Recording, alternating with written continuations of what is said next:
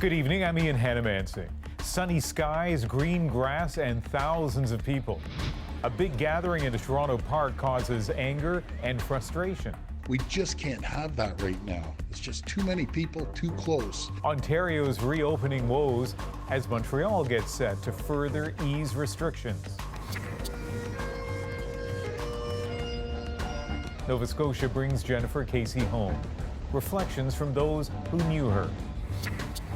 When someone invades your space, should you hold your breath? Our doctors will answer that coronavirus question and others. And meet the class of 2020. I feel like a lot of people in our class took things for granted, as there was always going to be more time and you're going to get a graduation, you're going to get a prom. What it's like to graduate in the middle of a pandemic. This is The National. Across the country, COVID-19's impact may vary, but fatigue with lockdowns and restrictions is a widespread and growing concern. This weekend, these images from a popular Toronto park were greeted with dismay and disappointment. I was absolutely shocked. My friends, I get it. I get it. It's a beautiful day out. Everyone wants to get out and have a great time. I fully understand. But the images I saw, we just can't have that right now. There's just too many people, too close. There's still a deadly virus amongst us. And if we allow it, it will spread. It will spread like wildfire. Ontario continues to grapple with one of Canada's highest rates of confirmed new infections. Public health measures appeared to be working. Daily new cases peaked in late April, then declined. But Ontario's best days so far were earlier this month. The uptick in cases in the last few days linked, say officials, to people ignoring the rules. Talia Ricci shows us how a day in the park has raised fears about how fragile the public health effort against COVID-19 could be as the weather warms and patients frays. A calmer scene on Sunday at Toronto's popular Trinity Bellwoods Park. But Saturday, it was like COVID-19 never happened. The city said thousands came to the park, lured by the weather. As soon as the sun came out, I said, it's done now. I think people are just kind of ready to be happy again. The images were met with criticism online and from officials. Like many others, I was disappointed and frankly saddened by what I saw. From one doctor, an emotional plea. We have to do better. I don't want my ER and my ICU filled up again with sick people.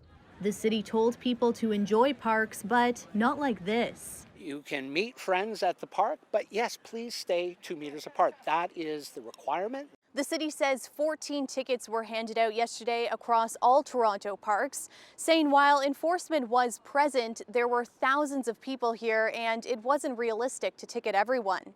More enforcement was brought in today to educate people, but Toronto's police chief says the problem wasn't as widespread as the photos made it seem. On the north side of the park, the social distancing was being done well. On the south end of the park, the social distancing was done well. So it's not everybody that was here. Isolation fatigue is challenging, especially in a crowded city. I think the reward is very real after you've been, isolated for so long. I saw people hugging, I saw people high-fiving, they just want normal. And I think they're trying to grab that normal back a little bit. There are many people who are alone, many people that live in the many condos here that don't have any outside spaces or balconies. Experts say we'll know in the coming days how much damage was done. I'm worried that, in 5 to 7 days from yesterday, after these huge crowds that were being reported at some parks, that we're going to see a lot more cases again. And a sharp increase in cases could derail a phased plan to reopen. Talia Ricci, CBC News, Toronto. And Toronto's Mayor John Tory met with crowds in the park to find out why they weren't following the rules. But images circulating on social media showed him speaking with people seemingly closer than 2 meters away, and also with his mask down, sending, according to some critics, mixed messages. In response, the mayor issued an apology tonight, saying he intended to properly physically distance, but that it was difficult. He also acknowledged he failed to use his mask properly, signaling he'd set a better example in the future. Well, let's get a medical perspective on this from Isaac Bogosh, an infectious disease specialist with Toronto General Hospital. And Dr. Bogosh, first of all, how risky was that behavior yesterday at Trinity Bellwoods? Well, certainly we saw lots of people cluster together in an area, and we saw many groups with many people, well over 5 people, in very close proximity to one another. So certainly we know this infection can be transmitted if people are in close proximity. Yes, I get it. It was outside, which lowers the risk slightly. But when people are in close proximity like that, it can be a setup for this virus to be transmitted. And I know you're an infectious disease specialist, not a psychologist, but you must have given this some thought. How do you get the message out to people to not take those kinds of risks? I think we really need very clear messaging from multiple levels, and that messaging has to be understandable to all demographics and all age groups. And, in addition to that, I think there's an element, a large element of public blowback. I mean, this is all anyone's been talking about in and around Toronto and, of course, elsewhere in Canada. And I think it's obviously brought shame to people who are in that park, and I think perhaps that might be enough to dissuade people from large congregations moving forward. And I guess in a week or two, when we see if symptoms develop, we'll see what impact this may or may not have had. Dr. Bogosh, thank you very much. Have a good night. Ontario Premier Doug Ford made a plea today that more people get tested for COVID-19. He said they should go even if they have no symptoms. That's a departure from previous advice. It comes after Ontario missed its goal of 16,000 tests a day for a solid week. Premier Ford said 129 assessment centres have been set up. In neighbouring Quebec, the Montreal region is set for a high-stakes experiment. Even though it's the country's #1 COVID-19 hotspot, on Monday it begins a cautious reopening. Jayla Bernstein shows us the nervous preparations. After 2 months of shuttered storefronts, Montreal is opening for business again. Shops with direct access to the street can welcome customers tomorrow. I feel excited but nervous at the same time. Businesses in the rest of the province got a 3-week head start, but in the Montreal area, the number of cases and hospitalizations made officials push the date back. This sporting goods store says it's doing what it can to protect customers and staff. We've offered masks, we have face shields, we have sanitizers, 2 per case, so that once they finish the transaction, they're able to wash their hands. And if some people are more comfortable wearing the visor behind the plexi, then, it's their decision. Many shopkeepers are relieved to have some revenue again, but there's also fear about how this will all play out. I don't know what to expect. They make and sell their own jewelry, and they've prepared for everything they can think of. We've role-played and had him pretend he's coming into the store and how to set things up. While stores make their preparations, the government has also pledged to ramp up testing. Quebec was supposed to start averaging 14,000 tests a day 2 weeks ago, but as in Ontario, that has been a struggle. I'm not happy. I would like to be at 14,000, and I hope we'll be at 14,000 soon. The province finally hit that mark last week and surpassed it. The question is whether that can be maintained as more and more people venture out. Stephanie Carrière says they can only hope customers are respectful and patient. We're all in the same storm. Not the same boat necessarily, but the same storm, and we're all in different boats just trying to keep our head above water. She says everyone will figure out together how to adapt to this new reality. Jayla Bernstein, CBC News, Montreal. Winnipeg is losing 400 jobs at aircraft maker Boeing. That's about a quarter of its workforce in that city. The Winnipeg site mostly produces components for commercial planes, according to the company. This is another sign of the dim outlook for air travel. Air Canada has already announced it's cutting at least half of its workforce, around 20,000 jobs. A small group of MPs is returning to Ottawa now to debate the shape of democracy during the pandemic. Ashley Burke explains how a proposed virtual parliament is raising real questions about accountability. There may be a plan, but there's still some big questions about how to make Parliament work in a pandemic. I'm almost getting the feeling like this has less to do with the safety of Canadians, and the Liberals are more concerned with trying to run away from parliamentary accountability. The Liberals' proposal calls for 4 days of sittings a week, up from 3, and a hybrid model like the UK. The leader has confirmed that in future, that means some MPs in the House of Commons, others attending virtually on TV screens. If passed in Canada, it would not mean a return to regular sittings, only the special committees on the pandemic. It is not Parliament, and so it's not what we'd asked for, but it's a lot better than what they had been offering. Leader of the opposition. The plan cuts out the theatrics of question period that allows parties to ask often uncomfortable questions. Some argue it's vital for democracy. It puts heat and light on the government, regardless of whether or not you think that that's justified at this moment or not. It is an accountability measure in its own right. I know that all parties are united in wanting to ensure that we continue, as we have been, to demonstrate that our democracy is strong and our institutions are functioning, not just despite the crisis, but because of the crisis. Remind everyone to place their mics on mute.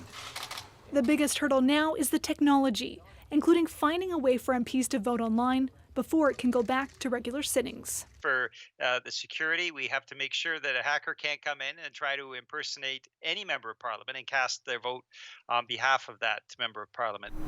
MPs will be debating all of this tomorrow. The proposal also includes calling them back for several sittings during their summer break and makes room for MPs to question ministers on topics other than just the pandemic. Ashley Burke, CBC News, Ottawa. For most Americans, tomorrow is a day off, and what we saw in that Toronto park pales in comparison to some of the scenes in the U.S. on this Memorial Day weekend. This is a country with more than 1.6 million confirmed cases, with over 97,000 deaths, but where there's warm weather and beaches, there are crowds. And while people are taking advantage of these newfound freedoms, as Paul Hunter reports, officials are reminding people not to put lives at risk. On a glorious blue sky day this weekend in the Missouri Ozarks, the pool at this resort was packed, so too the bar.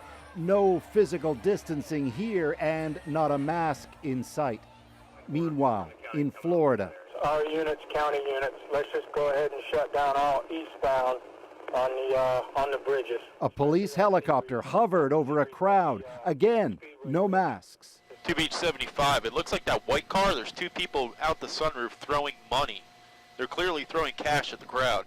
It was that kind of weekend in this country. As the U.S. increasingly reopens, countless seem eager to set aside warnings to be cautious. We've made it clear that there's asymptomatic spread. White House coronavirus advisor Dr. Deborah Birx today again reminded Americans the virus is spread easily, even by those who don't know they're infected. So we really want to be clear all the time that social distancing is absolutely critical. And if you can't social distance and you're outside, you must wear a mask.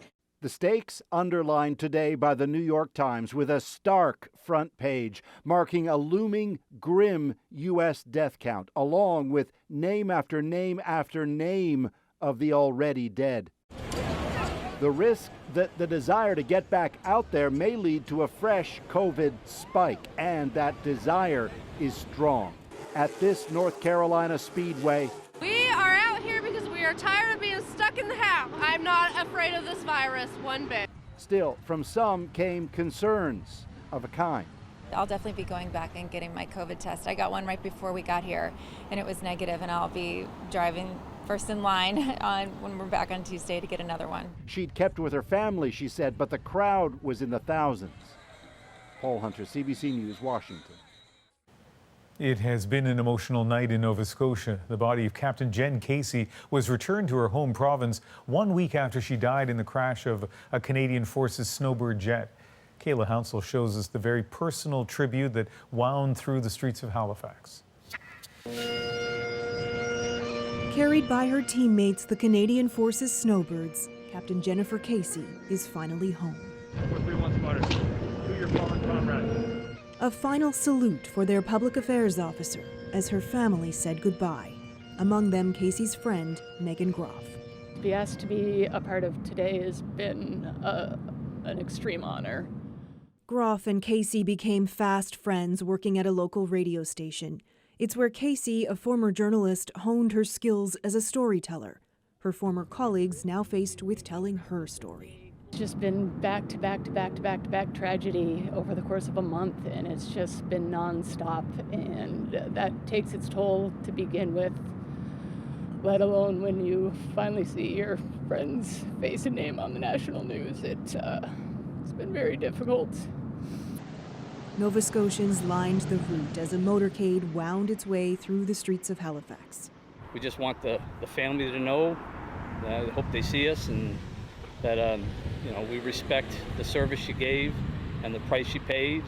The procession was personal, past her family's home, the radio station, her junior high school, and the ballpark where she grew up playing. It's actually beautiful. It really is. And she'll just fly what she loves to do.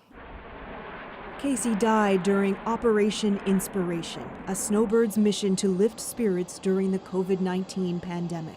She flew over Halifax just 2 weeks before she died. I said it must have been really difficult for her to be so close and in the province, but not to be able to come to Halifax. And she said, "Oh, right," with all the eyes and exclamation parts. And then she sent a text and it said it sure did look nice down there. Her family asks those who wish to remember Captain Jen Casey to kick back on a deck, crack open a local brew, and crank up the Tragically Hip, a fitting tribute to honor a patriotic Canadian. Kayla Hounsel, CBC News, Halifax. But there is also some positive news tonight out of Nova Scotia. The Porter's Lake fire east of Halifax now under control. More than 1,000 residents are being allowed to come home. Officials say the weather helped crews' efforts to fight the fire. And here's how it looked as what's being called the worst storm in a decade blew into Western Australia. At least 50,000 homes and businesses lost power. North Korean leader Kim Jong-un has surfaced again in video broadcast on state TV after another long stretch out of the public eye. Kim hadn't been seen in about 3 weeks. A lengthy absence before that sparked rumors that he was in bad health. In Hong Kong, police used tear gas and a water cannon to push back against protesters after thousands marched in the streets. As Briar Stewart explains, they're angry about a move by China to impose new security laws. Once again, protesters and police clashed on the streets in Hong Kong. On Sunday afternoon, thousands turned up to rally against a contentious national security law proposed by Beijing. We are worried that the Chinese Communist Party make use of the evil law to further suppress Hong Kong people. The Communist Party claims the law, which was introduced Friday, is needed to quell, quote, radical local separatists. The protesters, along with a growing list of global leaders, see it as a push to erode the region's autonomy and warn imposing it could cause more consequences. If they do, I can't see Hong Kong remaining an Asian financial center the way it has been for many, many years. In Vancouver today, a pro-democracy group held a rally in solidarity. Details of the draft law are scant, but one big concern is that it would allow Chinese intelligence agencies to set up bases in Hong Kong and restrict civil liberties. I believe thousands people will be arrested, and also the economy will be down the drain. A very worrisome move. This professor believes China saw a chance to push forward this law now because COVID-19 has meant it's more acceptable to curtail freedoms. That China might be calculating that it is more important to assert its authority rather than to appear as a cooperative international player. Hong Kong's chief executive says she will cooperate with China to enact the legislation, but she will almost certainly face a fight. It was just 8 months ago that she was forced to scrap an extradition bill after a series of growing and violent protests. So it's very likely there will be many more of these scenes playing out on the streets of Hong Kong. Briar Stewart, CBC News, Vancouver. Today, Benjamin Netanyahu became the first sitting Israeli prime minister to go on trial. He's accused of bribery, breach of trust, and fraud, though the outcome could be months, even years away. As Derek Stoffel tells us, on the way into court today, Netanyahu lashed out. Benjamin Netanyahu, Israel's longest-serving prime minister, started his day at the center of political power, leading a meeting of his new cabinet. Then, just hours later, this difficult journey, trading the halls of government for this courtroom where his corruption trial got underway. Netanyahu, a polarizing figure in Israel for decades, continues to stir passions. I came here to support the Prime Minister, the best one on the war in Israel, Mr. Benjamin Netanyahu. Hopefully, the court is going to make justice and is going to send him to jail. If convicted, Netanyahu could face years in prison. He's charged with fraud, bribery, and breach of trust, accused of receiving expensive gifts, including cigars and champagne, in exchange for favors, and for helping a media company so it would publish favorable news stories about him. Netanyahu has long called it nothing more than a witch hunt. Today, accusing the police and attorney general of trying to topple a strong right-wing prime minister. And it's a very embarrassing situation for the country to be in. This legal expert says having a sitting PM on trial is a clear conflict of interest. This is going to seriously undermine trust in government because we will never know whether the prime minister has pushed for this or that option because this is what's good for the country, or maybe this is something that could help him in his criminal trial. Netanyahu, though, is a political survivor. The opposition failed to unseat him in 3 separate elections in the past year. The question now is whether it will be this court that will put an end to Netanyahu's political career. Derek Stoffel, CBC News, Toronto. Canadian theaters are closed indefinitely during the pandemic, but the show must go on eventually. If we're able to host shows, it's maybe for 50, 60, 70, 100 people. Up next, from spaced out seats to Zoom rehearsals, Canadian theaters figuring out what the future looks like. Plus, Mickey, Minnie, meet the Raptors. The NBA might restart their season at Disney World.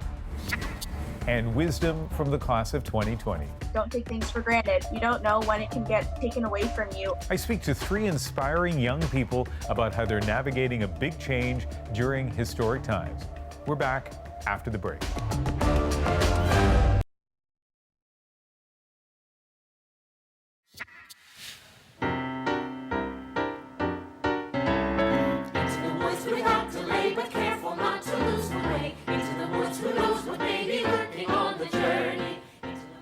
It's as close to a stage these actors have been in months, finding creative ways to perform together virtually, like this scene from the musical Into the Woods, while also raising money for their peers.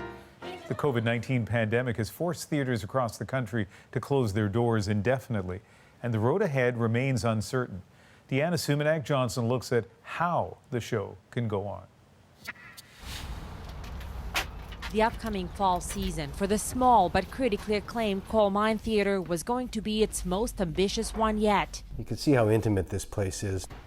But since COVID-19 forced it to close 2 months ago, its husband and wife team of artistic co-directors are having to make some tough choices. We're not going to be able to program those shows because there's a good chance that some of our audience won't be able to come back. The rent is a huge concern, yeah. With no clear idea of when they can reopen, it's a stressful time for Canadian theaters, big and small, but many are coming up with creative survival strategies. We took out disaster insurance for performance interruption.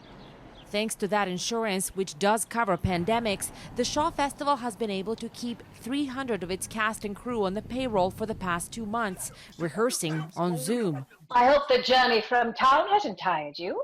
They've canceled more than 200 performances, but they have lots of ideas on how to return safely. Look at things like how do you move performances into larger spaces or outdoor spaces. I don't think there's any doubt that we're going to modify our theaters in various ways and be cleaning them.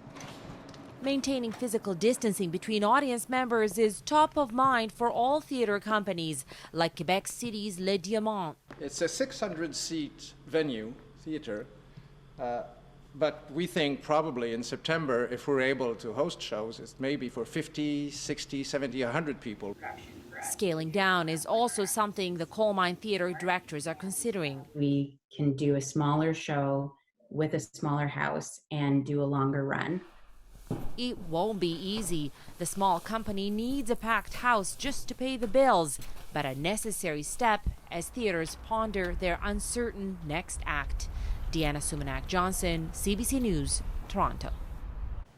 The Toronto Zoo opened its doors this weekend, pivoting to a drive-through experience for visitors. We see this as a new product we might have into the future. And when we think about our post-COVID-19 life, what other things are we going to have to bring online to connect people, to get them out, to overcome these barriers? The zoo had been closed since mid-March and was facing financial pressure. This scenic safari is a chance for guests to safely visit the grounds and the animals from their cars. Other zoos around the world are contemplating similar shifts. There have been a lot of rumors, but now confirmation the NBA is in talks with Disney to get games going again this summer. Anita Bath is in our Vancouver newsroom looking into how this would work. Well, I know this doesn't get you as excited as the NHL announcements, but this is a big deal for a lot of sports fans. Hold on, though. The conversation is only exploratory at this point, according to the league, with a target start date of around late July. Could all happen here at the ESPN Sports Complex at Walt Disney World in Orlando. Now, this is a massive 220-acre athletic complex with multiple venues. So essentially, it would be the only site for an NBA campus, games, practices, and housing. Nothing's going to stop these guys as long as they can get a sense of it's safe. There's money to be made. There's sponsors and TV deals to be reached. So they're going to turn over every stone to do it. Think about this. About a year ago, I think all of us in Canada were basketball fans. But, you know, for the NBA and other sports, Anita, there are a lot of hurdles that they're going to have to deal with. For sure. And players will have to be quarantined and potentially away from their family and friends for a few months. So is that worth it? Is the potential spread worth it? Some wonder if there's a real morality issue here, even though the games would be played without fans in the stadium. And what happens inevitably when one or two of these players on a certain team test positive? Does the whole thing get shut down? Are those individual players quarantined? Is that team specifically just out of luck? Okay, at this point, if you are dying to watch sports, well, the Korean Baseball League is on, German Bundesliga. Both of those have started. As you can see here, they're playing to empty stadiums, though. NFL, CFL, and yes, sorry, Ian, again, NHL. Well, there's really nothing concrete for any of those yet either. Yeah, well, I'm obsessed with all the vintage games that are on TV, so I'm good for now. Thanks, Anita. I bet. Next on The National, our doctor answers some of your COVID questions. And hey, the class of 2020, that's so perfect. And here we are. not exactly the way this year's graduating class thought they'd be finishing high school.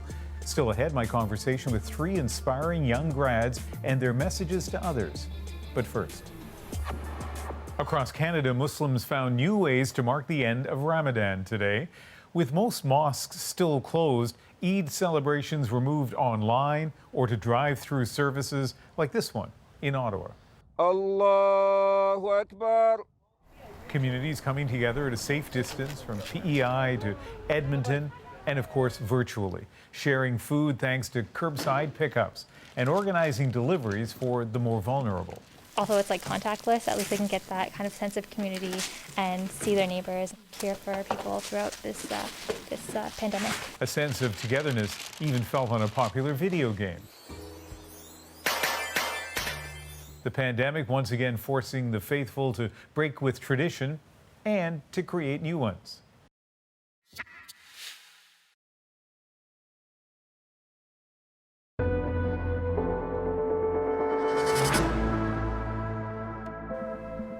Welcome back. Time again to answer your questions about COVID-19. And with us this evening, Dr. Michael Curry, an emergency room doctor at Delta Hospital just outside Vancouver. And Dr. Curry, first question, and I know we've had versions of this question before, but we keep getting it. So let me ask you, is it okay to allow other families to use our swimming pool while we're not using it? It should be. We know the COVID virus is primarily spread by contact, and by airborne particles. So as long as people haven't been using the pool immediately beforehand, and as long as common surfaces are washed down, and chlorinated pool water would be an ideal substance to do that with, there should be little to low risk of COVID being transmitted through a swimming pool that's shared, as long as people are physically distanced and surfaces are cleaned. All right, so that was a relatively simple issue. Let's go on to one that's a bit more complicated, and here's the question. Dr. Bonnie Henry says every pandemic has a second wave, so we should expect one. And by the way, of course, she's the Chief Medical Health Officer here in Vancouver. But in terms of timing and magnitude, what does that second wave mean? So what a second wave means is that the factors that allowed the germ that causes COVID-19 to propagate, the fact that it's infectious and the fact that people can spread it when they don't know they're symptomatic, means that, or before they know they're symptomatic, means that this virus is not gone. We still have COVID-19 circulating in the community, but at a lower level. So as our safeguards sort of relax a little bit, we can expect a second wave. And that's what happened with the flu pandemic of 1918, where it actually seemed to go away in the summer, but then it came back worse the preceding fall season. We're hoping that doesn't happen with COVID-19, but there almost certainly will be an uptick to some extent in the amount of COVID cases we see as we relax restrictions.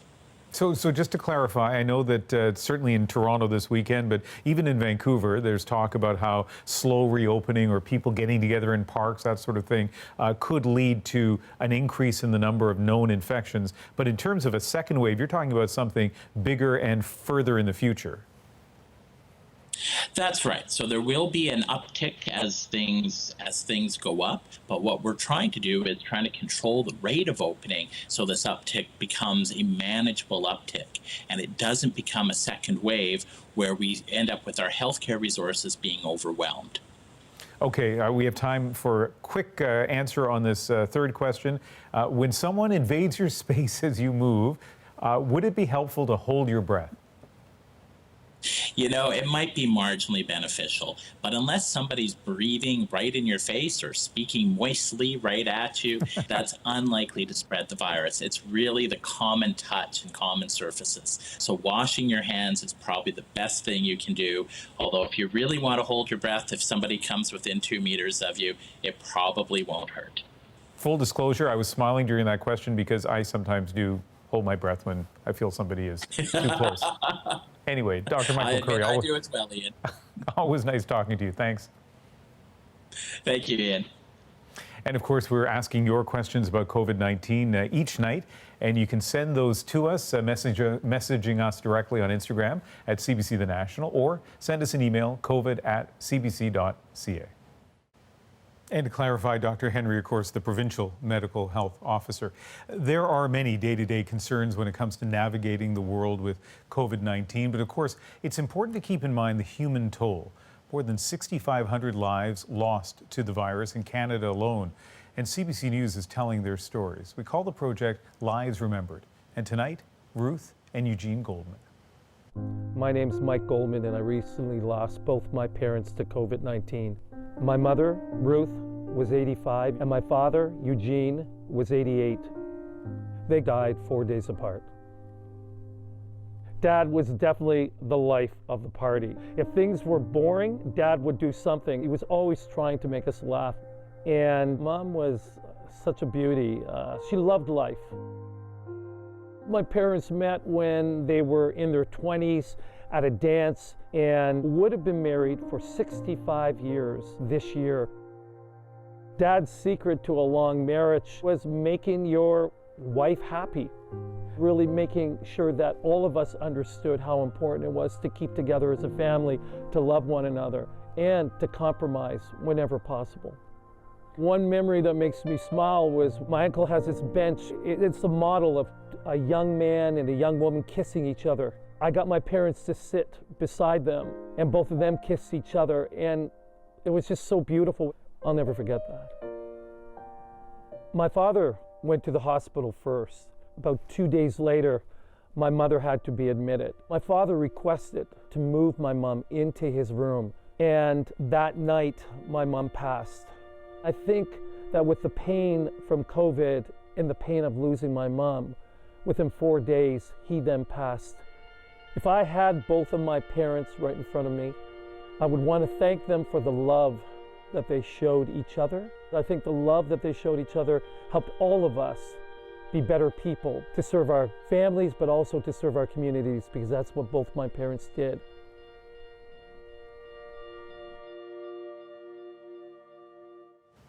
Ruth and Eugene Goldman, two of the many lives taken by COVID-19. If you've lost a loved one and want to share their story, please send us a note, covid@cbc.ca.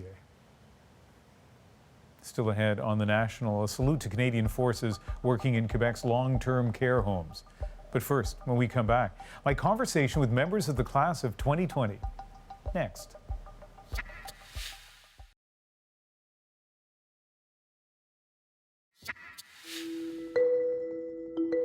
The classic group photo of the graduating class, so typical at high schools right across the country.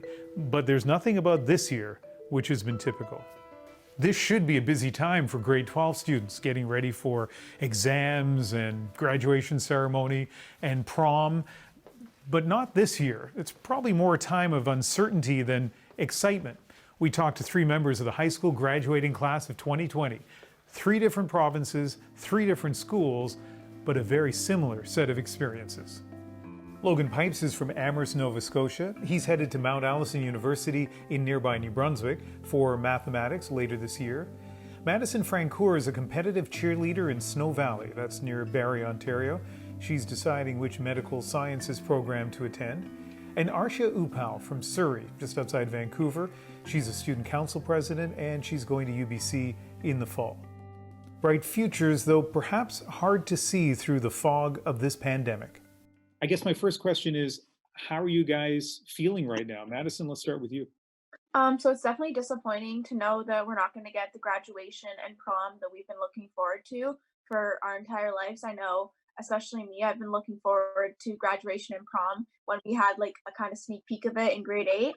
And then I was like, I'm really looking forward to the real deal in grade 12 because you're starting a new chapter in your life. You're going off to university, starting new things. So I think it's definitely disappointing that you don't get to celebrate those accomplishments. I'm happy with the choices that are being made. I don't think we should do it until we're absolutely certain it's safe to do it. Arshia? Yeah, I mean, as both of you said, it is kind of devastating that we're not getting that experience. Just as Madison said, the sneak peek, I was actually setting up for dinner dance last year and I was like, oh my God, I'm so excited for me to get a chance to do this and like to be with all my classmates and just get that closure. But then again, I mean, I'm grateful that I have time to be with my family and be at home, whereas like around the world some people aren't getting that, so I'm just grateful for where I'm at right now. So this is a time of the year where grade 12 students would be kind of thinking, especially for you guys, excitedly about fall and university. Arshia, what does that look like right now? Well, actually, I'm quite nervous about that right now because here we are finishing up our last semester of high school online, and obviously, like, we're not getting that. I know that my teachers were going to do a lot of final exams to prepare us for university exams, and we were going to take a bunch of AP exams as well, but that got moved online, so it's totally not the same thing. It was like 1 or 2 questions for 45 minutes that determined your whole year's knowledge, and so it did not. It's the best that they can do, I guess, and so I'm nervous for university because I feel like academically I'm not as prepared. Now, Logan, you know what university you're going to, Mount A, the one I went to a long, long time ago, near your hometown of Amherst. You're going to be in residence, but still a lot of uncertainty for you too, right? So I'm worried. As a math major, I know Mount Allison has officially announced that they're doing a blend of online and in-person classes. As a math major, I don't really have to be there in person, so I think it's going to be a lot of online work, which is unfortunate, but fortunate at the same time. I'm scared, I'm nervous, I'm hopeful, but I don't really know what it's going to look like yet. Madison, you've applied to lots of universities, you've been accepted to lots of universities, and they're all away. Are you hoping, would you like to be in residence somewhere in the fall?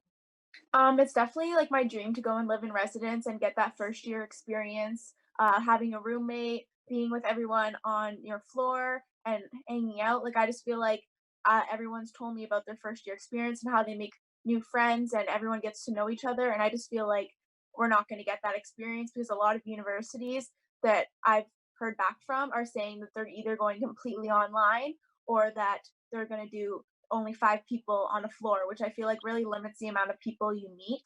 And I feel like that ruins like the first year experience of university. So it makes me question like whether I actually want to go next year or defer it for a year because I want that first year experience. Yeah, it's really all about the experience, in my opinion. Like, that's what I'm looking forward to most, is meeting all of the people, which who knows what that'll look like. I hope that that doesn't happen here. One last thing, and let me start with you, Arshia.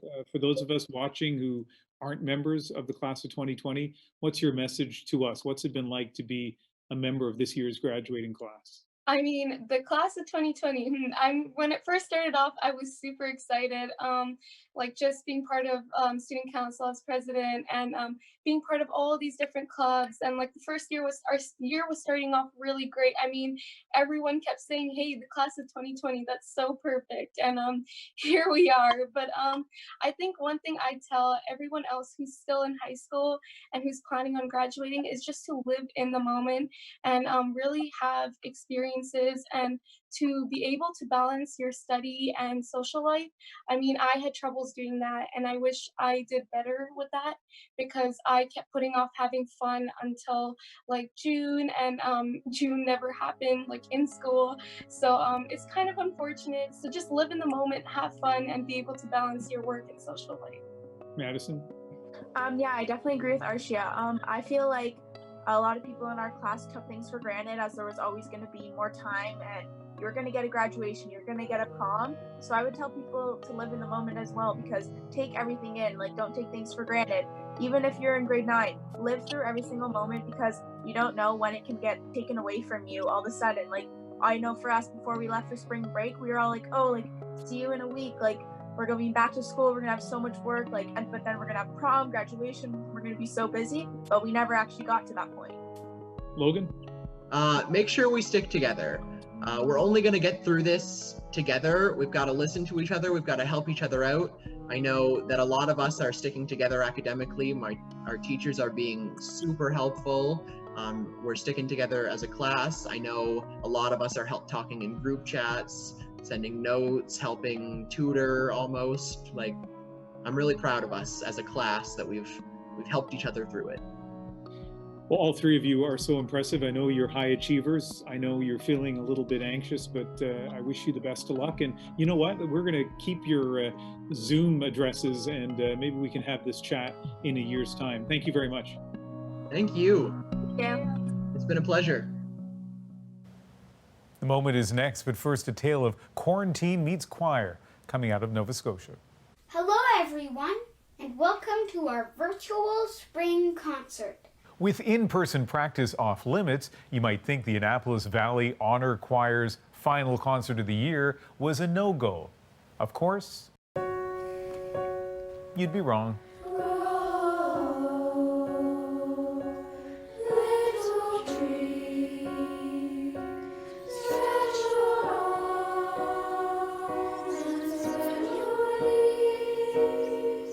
They took the show online on Saturday, stitching together dozens of individual videos, in part to raise funds, raise spirits, and say thank you. We would like to dedicate this song to all our frontline workers, healthcare professionals, first responders, and RCMP. Good people aren't hard to find. They're right around the corner at the end of the line. It's true.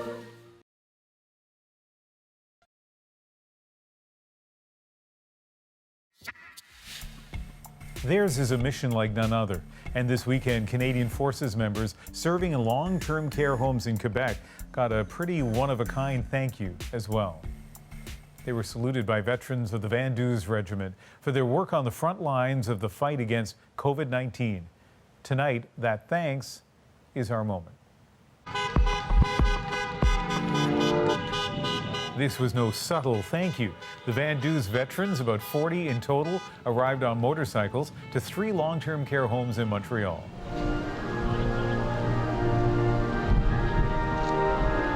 Oh, Canada pouring through the loudspeakers. applauding and saluting healthcare workers and the Canadian Forces members deployed to work alongside them. About 1,000 soldiers are working in long-term care homes right now in Quebec and Ontario, and there is risk. At least 28 have caught the virus. For us, it's like any of us would have done and could have done the same thing as they're doing right now. Some of them and most of the people here have served outside country, overseas, and we see that right now as a mission, same thing as when we were deployed overseas. So the Vandus, the English nickname for the Royal 22nd Regiment with a storied military history through 2 world wars and other overseas deployments. So really fitting that they would take the time, that regiment of all would take the time to salute what Armed Forces members are doing today in a much different kind of battle. That is The National for Sunday, May 24th. Thanks for watching. Good night.